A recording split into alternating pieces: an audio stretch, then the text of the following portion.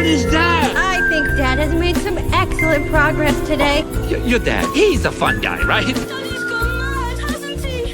And I love him so much, and I think he's the greatest dad in the world.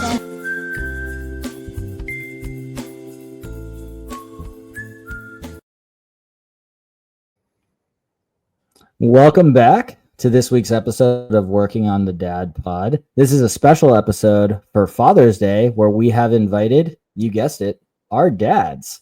We're actually going to interview them about the show, about themselves, about us. They don't know what the questions are, so this is just going to be a fun thing we're doing. First off, happy Father's Day to all the dads out there listening, and as always, please like and subscribe on YouTube or wherever you get your podcasts. You can also find us on workingonthedadpod.com. So let's get started introducing our guests. Monty, welcome. Thank you. It's good to be with you guys. Monty, I'm Alex's dad. I live in Chapel Hill, North Carolina, too far away from my son, but that's okay. I think there's somebody here, though, that has you beat in that regard, Jeff. I'm Ethan's dad. I live in Los Angeles, which I guess is farther than North Carolina. But I am about to visit Ethan in a few weeks from now. That's true. I'm very excited. And yes, your math is correct, Dad. When are you visiting, out of curiosity? When? Yeah. I'm arriving the day before the 4th of July. Oh, okay. Yeah, I'm not trying to turn it into a competition, but my dad's coming down in a couple in next weekend. Yep. Oh, okay. There you go. Turning everything into a contest. Yeah, you're all about that right now. So can I was just going to jump in and just share with you that I watch these episodes every week, and I watch them at 1.5 times the speed. So this is the first time I'm actually listening to you guys not sound like cartoon characters. Okay. And it's kind of blowing my mind because this is what you really sound like. It is. More normal conversation, but yeah, I can see how maybe you wouldn't want that for a whole hour. Right. Yeah. I actually listen to podcasts myself on 1.75 speed. So when I listen to us, Alex and I sound very, very efficient. So, it's definitely an adjustment in the real moment, but I'm glad you've seen behind the curtain, Dad. So I hope it doesn't change the illusion. So we're going to get into this. And the first question for our dads, what do you think of the podcast as a resource for dads? And is this something you would have liked to have as a new dad? And was there anything when you guys started this 36 years ago that was by dads for dads? I can jump in and say that there was nothing for dads. There was barely anything for moms, but there were lots of books, I think, and magazines. But you actually had to go out to a store, a bookstore, to buy them. This was before the internet. This was before iPhones, iPads, streaming. None of that existed. So I had no resources whatsoever. They didn't even have groups for dads, from what I recall. So there were mommy and me groups, but nothing really for dads. So I was out in the wilderness on my own. Monty, I'm assuming same for you? Very, very, very similar, Jeff. There weren't any books for dads. There weren't any obviously no social media. The closest you would get would be early on. You may drop somebody off at daycare and meet another dad, and you talk a little bit. But it was much less information about about being a parent. And of course, back then the roles of fathers were much different than they are now. Ethan, you notice how they dodged the whole question about what they thought of the podcast? They just I did answered the part notice about that. resources. That was No, I Well, was we about know to that. jump in. I was about to jump in. No. I do think I think it's a great resource.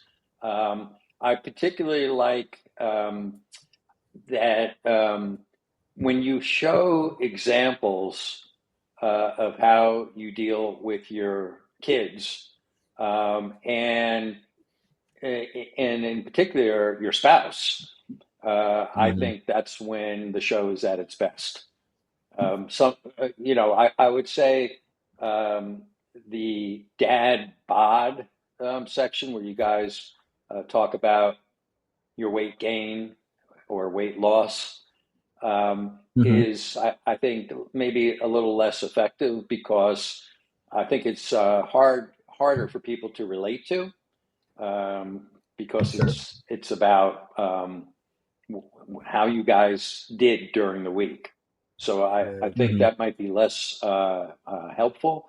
But the examples that you give of just like your stories of what happened that week between you and your kids or you and your spouse, I think is a great resource. Nice. I agree with you, Jeff. And it's also, for me, in addition to what you said, Jeff, it's a good way of sort of keeping up with what's going on with the grandkids. Yes, so that absolutely.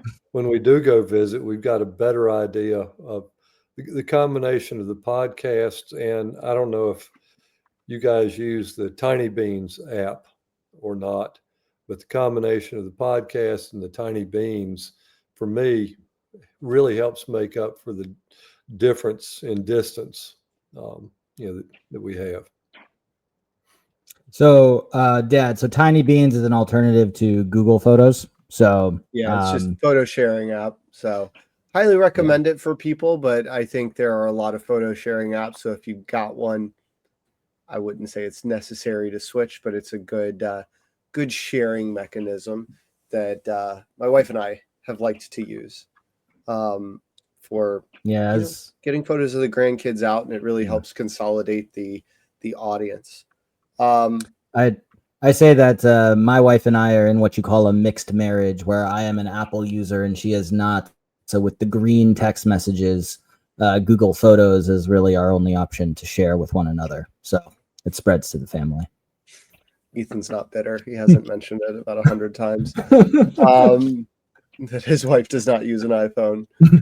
It is annoying. Jeff, something you said that, what being a dad has changed, right? And this was on our question list, but how would you guys say that being a dad has changed since we were little kids to now? Well, I mentioned the technology. That's one, perhaps the biggest change. But also, you guys as parents live with a certain amount of fear that I don't think my wife and I had back then.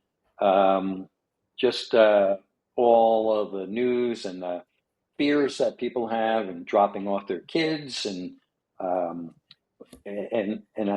I mean violence, but also disease. You don't know when you're dropping your kids off if they're going to come home with some virus. We didn't really have that fear back then. Kids got sick, and as soon as you put them in school, they would come home and get sick, but there wasn't the same amount of fear that I think you guys live with now. So that's a really big change. Dad, what about you? What have you noticed over the last 30 years or so? Well, I think in addition to what Jeff mentioned, I think you guys are doing more what I would call co-parenting. You know, when you guys were young, when you were born, there's no such thing as parental, paternal 12 weeks off to be with your child. That didn't exist. You were lucky if mom got 12 paid weeks off to be with the child. So, and working from home, I never worked from home, never had that option. Well, I had the option late in my career, but it was well after you guys were, before you were well out on your own by then. So there was no working at home. There was dropping you off at daycare or picking you up from school was pretty much it. And of course, being divorced, there were weekends and there was, Thursday nights, and that was about it. So, yeah, I think, and Dad, you and I and actually Mom, the three of us have talked about this a couple times off air, or it's been a while, but there were a couple heated discussions we had just about how, I sometimes felt that it was hard to talk to you about the differences in parenting, because I feel like the difference between your dad's generation and your generation as parents is an entirely different, like it's a different sport. Like, we're still parenting, but it's like you guys were playing football. Sometimes I feel like our generation is playing basketball with regard to the kids. And, as you just alluded to, there's a lot more things that, or not a lot more things, but different things that we worry about. And, do you still, would you say now that you agree that it's kind of just it's a different world than what it was 30 years ago and how it was for, when you were kids? Yeah. Well, yeah, yes and no. Okay. I could see a huge difference for me personally than growing up with my dad, because my dad was not really involved in parenting in any way. He would come home after work and we would have dinner, and then he would go and watch TV with my mom. And we were kind of on our own, and that was the extent of it. And I was in school all day. And when I came home, I really didn't get to see my dad until dinner time. So my role as a parent for you and Dustin changed because in the beginning, I was like Monty, I was going to work every day and I barely saw you guys.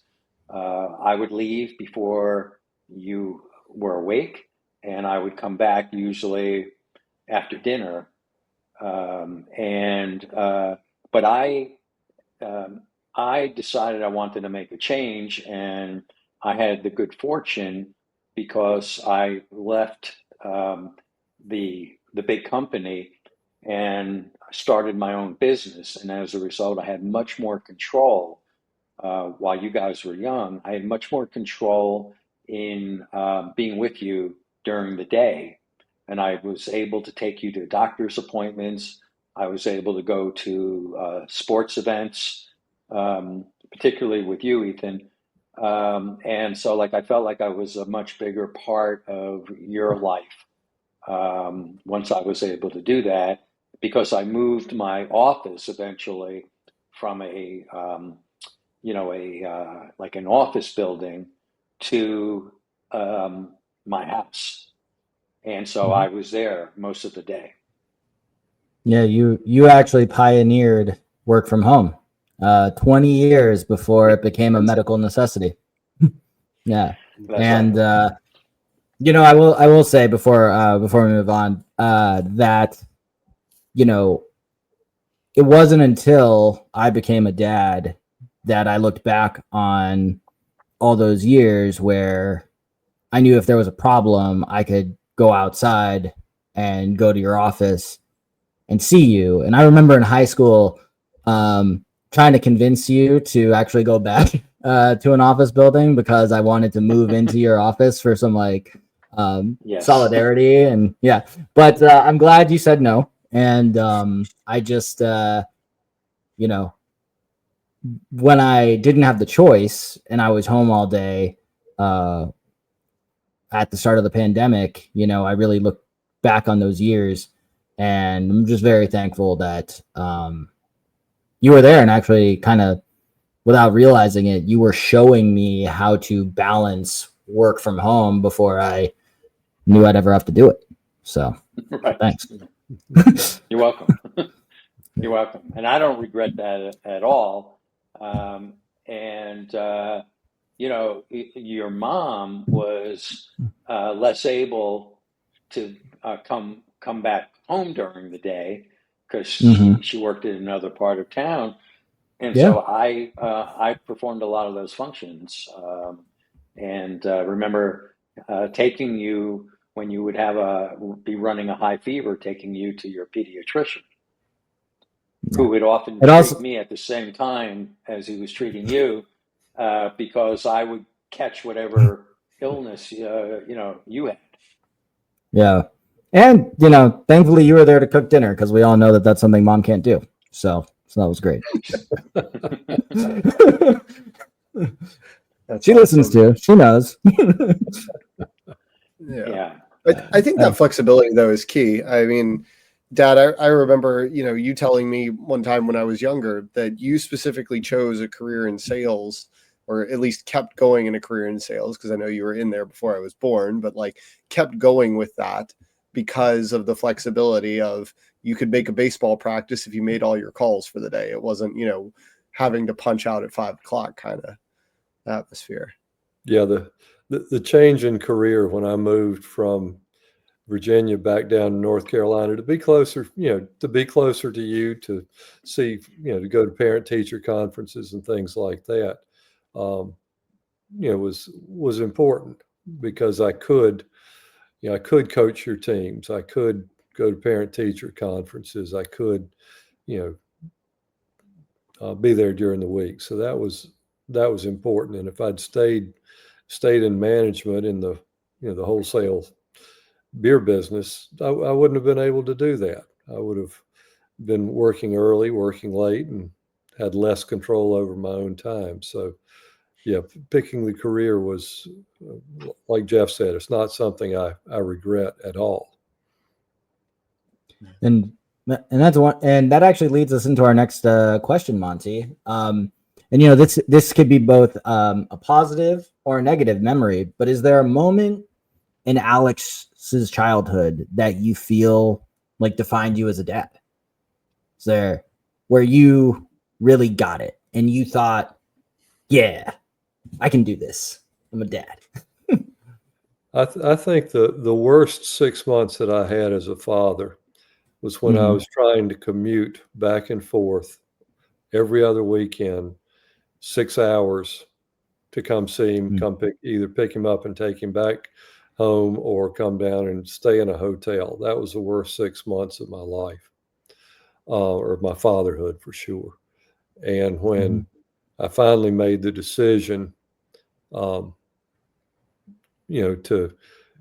quit making that commute every other week and come down, that was eye-opening. It was a hard decision to make career-wise, but it was a very easy decision to make from a parent's perspective. And I've, no telling what the career would have been if it had been different, but I don't regret a bit, moving closer and changing careers to spend more time with Alex. I never, I think some of the good times we had were around sports, around, some of the athletics he did, some of the school activities he had. And if I hadn't made the move to come back to this area, never would have those things would have happened. And I don't think we'd have the relationship we have now. I'm going to need a minute before I ask my dad the same thing. So, Alex, if you could just riff a second. Yeah, I mean, so Jeff, I think, the question really is the moments that define you as a dad, right? I mean, we both talked about you guys making big career moves and changes, right? You leaving a very large company to start your own business and be in the backyard. My dad giving up his management degree, but is there a moment for you that really just you felt like, okay, I've got this, I can do this whole fatherhood thing in Ethan's life? Yeah, but Ethan, it might embarrass you a bit. Please. Ethan embarrasses himself. That's okay. Well, there's a moment that Ethan will recognize because I know it's definitely etched in my mind. But I took Ethan one day to a department store to try on clothing. Yep. Is it ringing a bell? I actually told this story to somebody the other day. But I think you need but go ahead.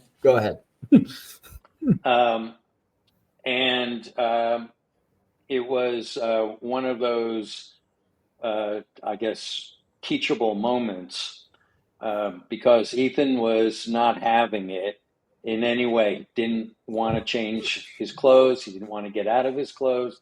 He didn't want to try on things, and we were struggling.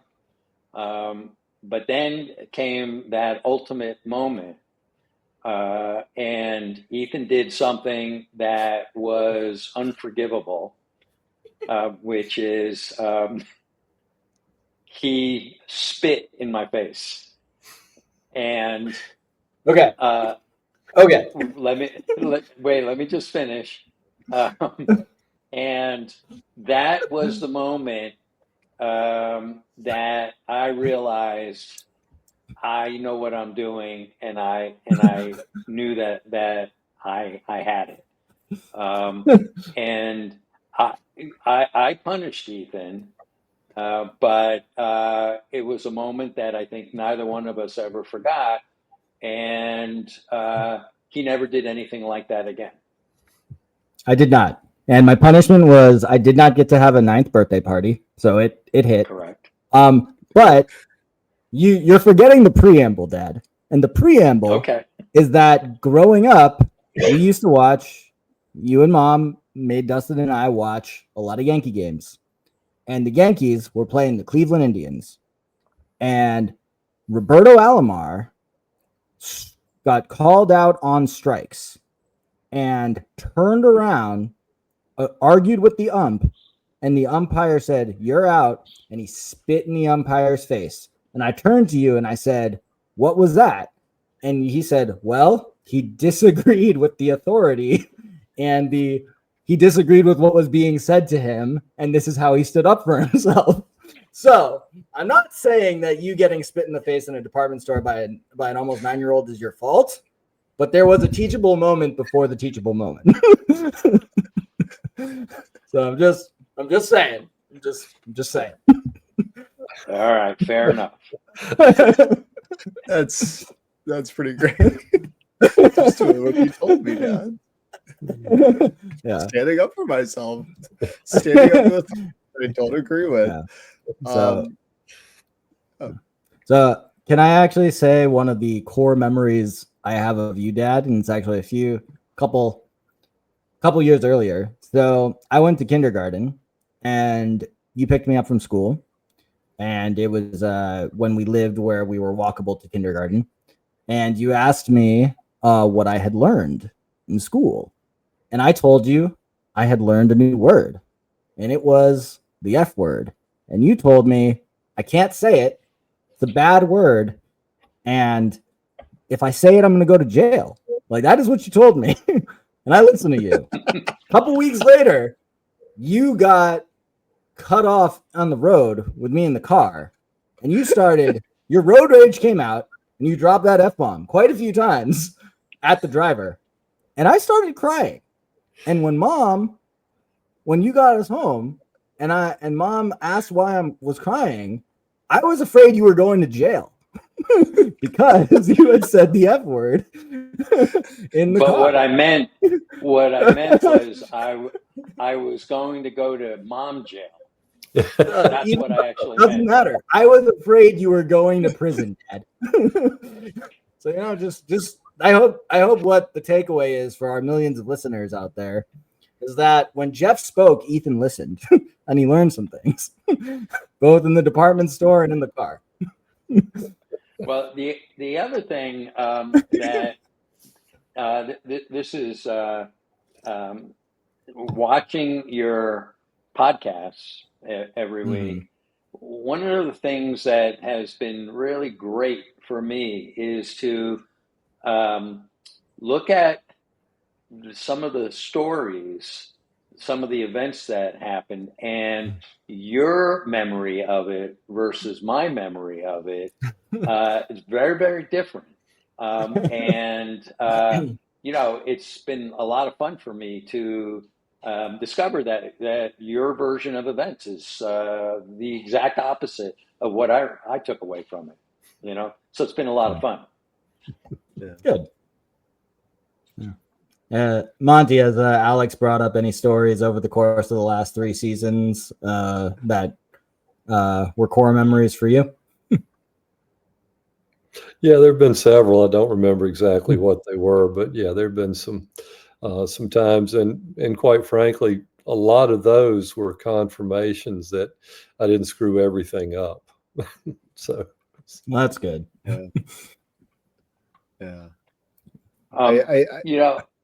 Go ahead. I thought of something else about your question of what has changed and what hasn't, and you guys may disagree with me on this, but I know now as parents you have an app for almost everything having to do with your child, and I know that.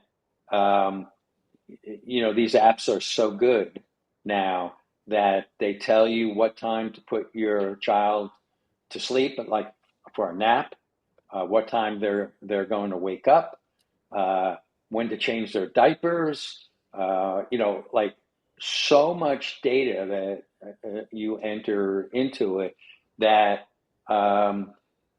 is a huge change because obviously we didn't have anything like that. But I actually, when I watch you with my grandchildren, one of the things that I remind myself of is that with all of that technology, to me, the thing that my wife and I did when you were kids was we would watch you very carefully, and we would get a feel for what time you should go to bed.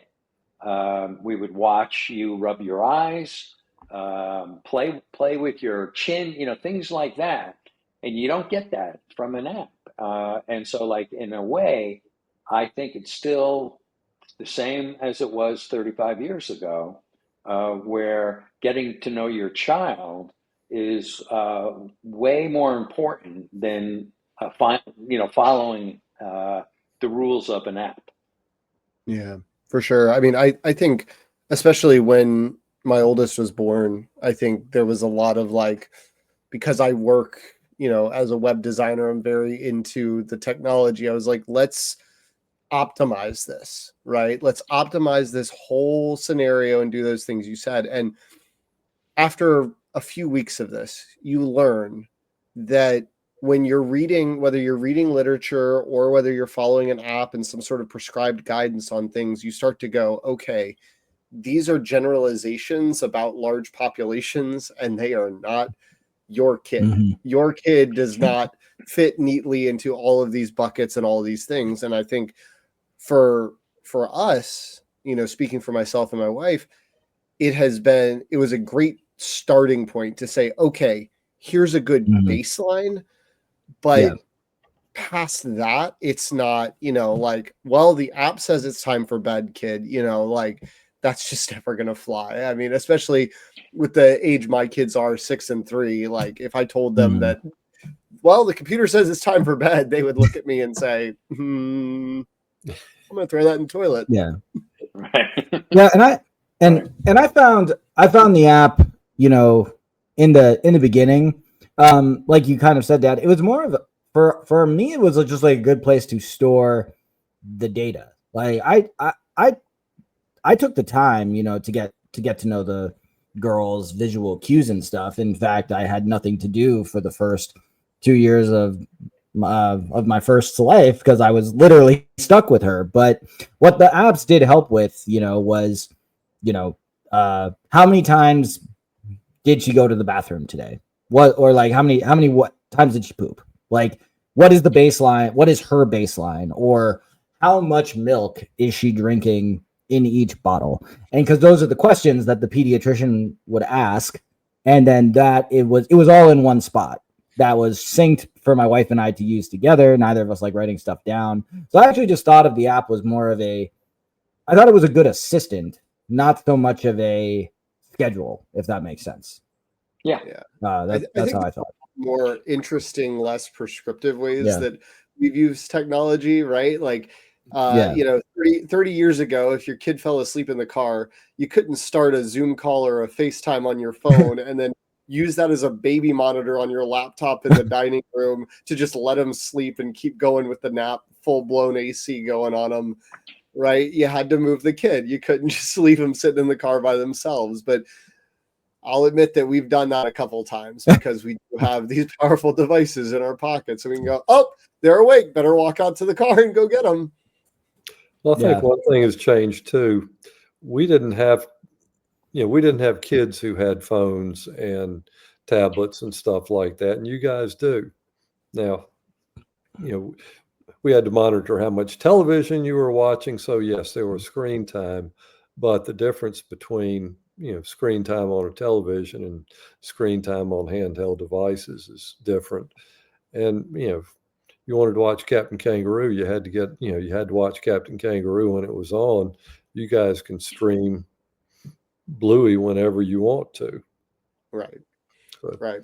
My kids will alternate shows. So one picks the first one and the other picks the next one, and they just get to choose it at their will at that time of day that they're getting that TV time. They don't understand about live programming except when they go to my mom's house because she refuses to stream and just records everything. And then they're like, why are they breaking up the middle of my show to tell me about this toy? But I also want this toy that they're showing in the middle of my show now. And I go, oh, I forgot how much I would pester my parents about some random toy that I happened to see during a commercial break on Nickelodeon that I don't have to deal with because my kids just don't view commercials very often. Yeah, the first time my kids saw a commercial, she ran up to me and said, "Daddy, the TV's broken." So, you know, like, all right, well, I guess I was a little too attentive, but, you know, I'm actually, you know, I'm pretty thankful for the technology that we have just with regard to the video chats alone. You know, like it makes me really happy that the girls can see you and Mom, you know, as regularly as they do, Dad. Like I remember in the beginning of the pandemic, you and the oldest would, you know, have breakfast most mornings together. I'd put the iPad in front of her while she ate, and she would just make faces at you and eat. And you guys, that was kind of your thing. And, you know, I still get a chill, like a chilling sensation in my spine when I remember how, like, if me and Dustin were too loud and you and Mom would turn and be like, "Hey, we're on long distance." Alex, do you remember hearing I'm on long distance? Yeah. Like that meant like, you must stop having any fun at all because I am paying for the minute right now. And if I miss the word that this person is saying, like, it's coming out of your college fund. And the wildest thing, you know, Ethan, is that I know for a fact that you and I have different zip codes and our spouses have different zip codes from each of us, or not zip codes, area codes. Yeah. And so like the concept of just like calling our own spouse would technically be long distance. Oh yeah, back in the day. that's like you would have to, Dad, have like a conversation with your parents to schedule a time for me to call them on the weekend. That's insane. I can't imagine doing that, especially with the time difference. No, you know? no, it's just pop on the FaceTime and hope somebody's available. Yep. Sometimes if my kids are sick, we just make the grandparent rounds. Who's going to pick up? Yep. We do that too. Oh, you sure do. And we're thankful for it. We're very grateful. I know that you will try. Sometimes you'll try me first, and then if I don't pick up, you then do the same thing with your mom, right? And then she doesn't pick up, and then you go. I guess I don't know how many people you have on that circuit, but there's probably 3 or 4, right? And you hope you get one of them. Yep. Sometimes. Yep. Yeah. Eventually we give up. And then we just have to talk to them in real life. It's crazy. The worst downside though is that the meltdown, because the kid fully expects grandma or grandpa to pick up. And it's just like, why aren't they there for my beck and call? They're supposed to appear in the little box here for me. Mm. All right. So Ethan, is there anything you wanted to ask? Yeah, so I'm going to combine the last 2 questions we didn't get to, if that works for you, Alex, because I know we're running on time.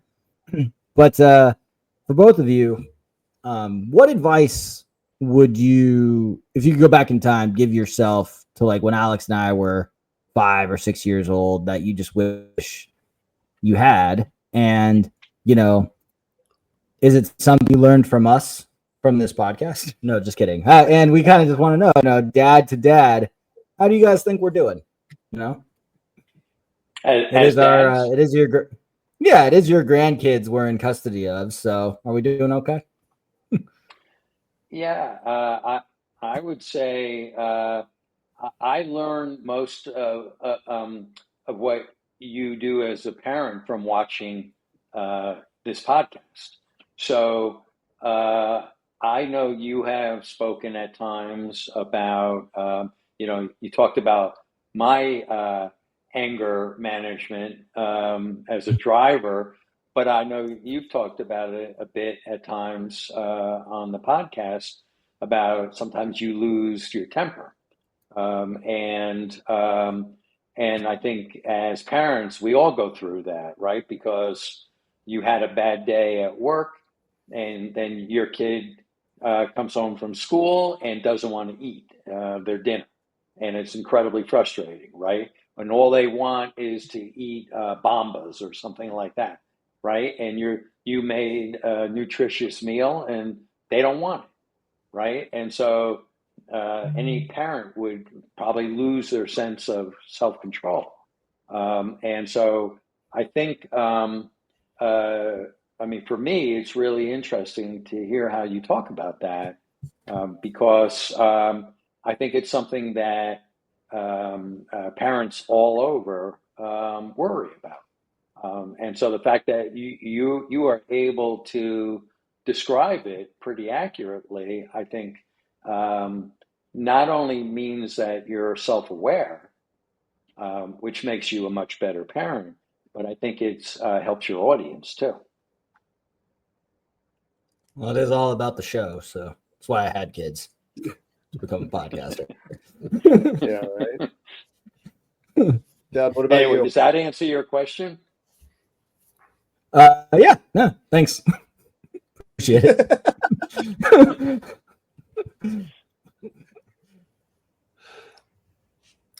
No, I think, I can't, I see your kids, Alex. I see them, 3 or 4 times a year. Get to spend a lot of time, good time with them. Wish I spent more, but, when I see them, they're healthy, they're happy, they're alert, they're well fed, they're well loved, they're smart as they can be. So I can't see where, you're doing anything wrong. I think you're paying close attention. If there's anything I could learn from you about, how I should have raised you or done differently, it's negated by the fact that you're doing such a good job as being a dad. So, could I have done better? Probably. Did you turn out okay? I think so. So I hope so. Pretty, Most people and seem to think so. and I got to give credit to your mom too. Your mom did a great job. Yeah. She really did. So no, it's I think the product shows that you're doing a great job. So I'm proud of you, and to me, if any of that is attributable to the way I helped raise you, I'm proud of it. Definitely is.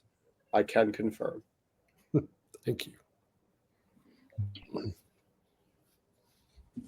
Well, I think that's a good note to, let Ethan compose himself. But thank you guys for coming on. This has been a wonderful conversation. Thank you guys for all your support, both, throughout our entire lives, but even very specifically being some of our most dedicated listeners, giving us lots of feedback, valuable criticism and all that kind of stuff. But really appreciate you guys coming on the podcast and having this time with us. And it was a lot of fun. And maybe in a few seasons we'll have you back on to see if we're still doing it okay.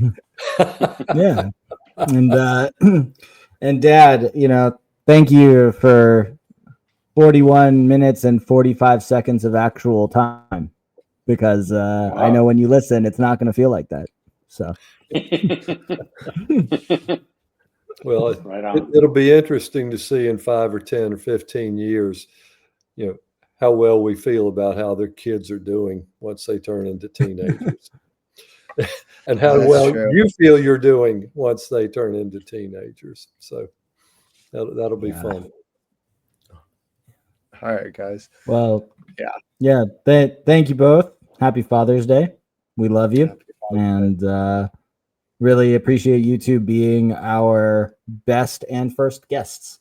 So thank you. All right. Thank you guys. All right. Thank you. Take Have care. a great night. Have a good night. See you. Bye. Bye. Talk to you later. See ya. Bye. Bye.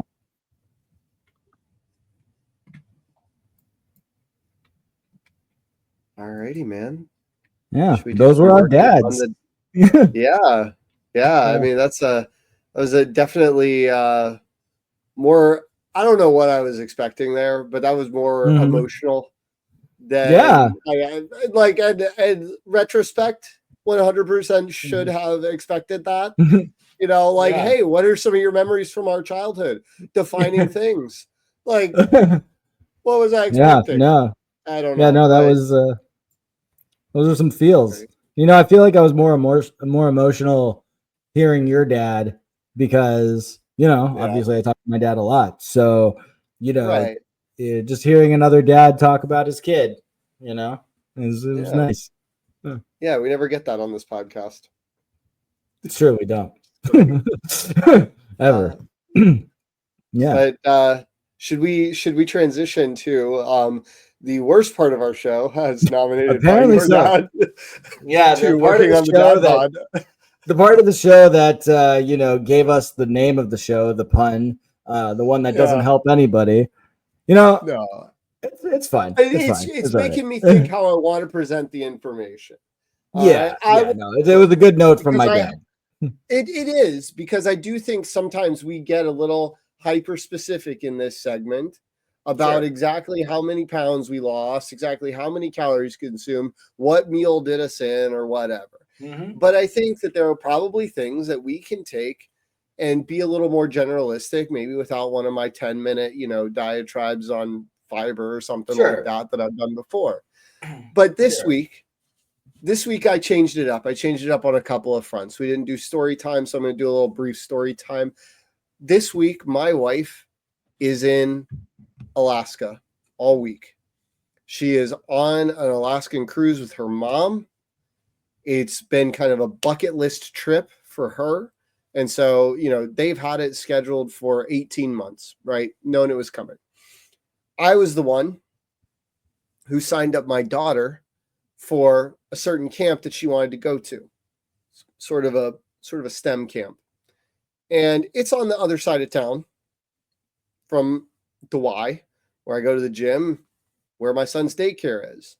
And so after Monday and Tuesday, basically I was cutting my workout short this week, running my son one direction, running my daughter another direction, show up to work a little bit later than I had intended. I wasn't happy about it, so I pivoted. And I started over the last couple of days waking the kids up, making them get dressed, giving them breakfast, and saying, hey, each of you gets one episode of TV. I'm going out to mom's office where there's a home gym, and I'm going to work out there, and then we're going to leave earlier, right? And it's not my ideal equipment. It's not my ideal setup. And obviously, I'm fortunate enough to have a pretty solid home gym that can take care of that, and 2 kids who I can trust to be inside the house in that scenario and come out and get me if anything bad happens, because they know exactly where I am.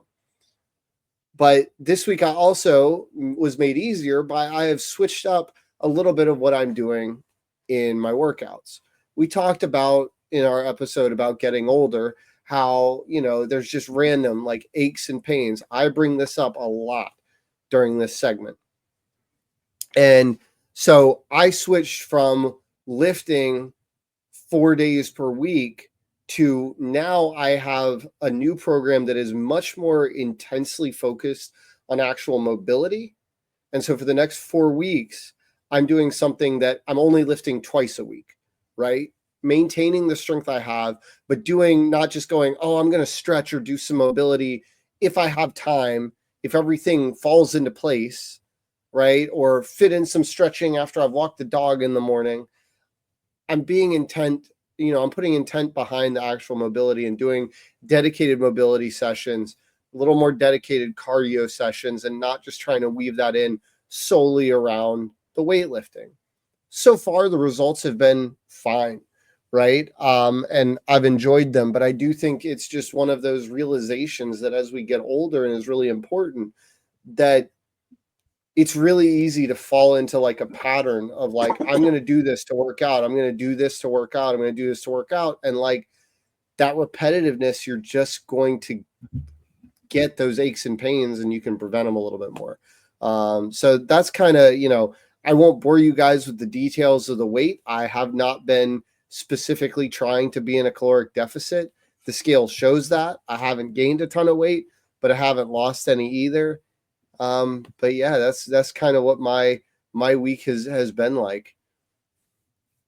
Nice. So I'm glad you were able to pivot and get to the home gym and get some sensibility of your schedule back. So yeah. I'm going to ignore my dad today. However, I was going to make a slight change. So when you last saw me 2 weeks ago when we recorded, I was I was trending in the right direction.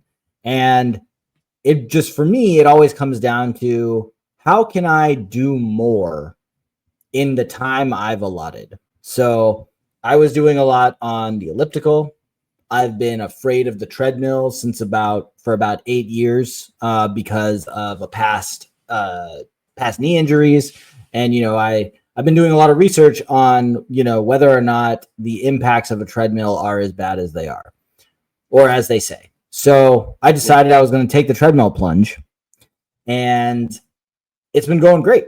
So I run on the treadmill for 30 minutes. 2 weeks ago, I started at 7 miles per hour for 30 minutes, which is 3.5 miles.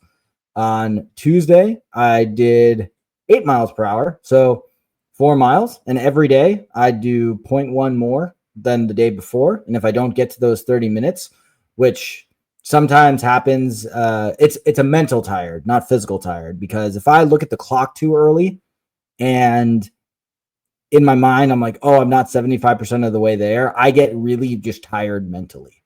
So today, at speed 8.1, I stopped after 22 minutes, which was 3 miles, because, I looked at the clock too early. I was never going to make it the last 8 minutes. But anyway, it's going well. Lifting's going well. I got over my shoulder injury. And I am proud to say that 2 weighed in at 187.8, today I am 181.6, which puts me 11.6 pounds away from my goal weight and 18.6 pounds down since the start of season 3. So Nice. I'm doing well with what I'm doing, where I work out every day that I work, whether that be in the office or jogging at home. And the intense speeds on the treadmill have actually made me a more efficient free jogger because I've trained my legs to move faster. So, it's actually going really well. And I do think I'm going to hit my goal weight by my friend's wedding at the end of August, and 11.6 pounds to go. I want to look damn good, darn good, dang good in that suit. And, I'm pretty happy. Like my belt, I have to rotate my belt now so that it doesn't flap too much. I could buy a new belt, but I kind of like seeing how much weight I've lost in the belt with the notches. So, things are going well. So, yeah. I know that was a little specific to me, Dad, but I think it could help everybody to go up 1.1 speed on the treadmill every day in the same amount of time, because then you're working out a little bit harder and not taking any longer. So that's the lesson for everybody. I would say the lesson is progress, right? I think that's if you take a through line from the various workouts that we do, and you take this from any expert worth their salt. If you have been doing the same exact workout at the same weights or the same speed or the same distance for a really long time, great. Congratulations on the consistency. But if you are trying to make changes to your physical capabilities, push that boundary. And maybe it's not 0.1 every single day. I think, Sure. The rate should be what you're comfortable with. But if you went up 0.1 every single week over the course of the year, you'd be over 5 miles per hour faster, right? There you go. So, that's a big difference, right? When you don't think of things in weeks, but years, that can help too. It's true. All right. Well, yeah. Well, thank you everyone for joining us, but most especially to our dads and to all the other dads out there. This was a really fun episode. I had a really good time. I don't want to spoil it, but if you enjoyed us having a guest, we are planning on having another one next week. And that should be pretty awesome. Not going to be our kids or somebody else related to us. But having another guest, and we are super excited for that conversation. I will tease it a little bit. If you're a fan of sports, I would definitely consider tuning in. Yeah, I'm very excited as well. And to echo Alex, special thanks to our dads. Happy Father's Day. You didn't do an ask back, but I can say that you're a great dad. And Monty, I think you're a great dad too. So. Yes, absolutely. They did all right. They got us here. They did do all right in getting us here. And thanks everybody for working on the Dad Pod with us. And please come back next week. It's going to be a doozy. All right. Thanks for working on the Dad Pod with us. Any resources that we mentioned during the show will be in the show notes. If you have questions, thoughts, or just want to talk with us, the best place is in the comments on YouTube. We're on YouTube, TikTok, Instagram, and Threads at Working on the Dad Pod, and on Twitter at Working on Dad Pod. Following and subscribing is always appreciated. Please rate and review us. That helps get the show to new people. And if you know a dad who would enjoy our show, sharing it with them is a huge help to them and us. Have a great week.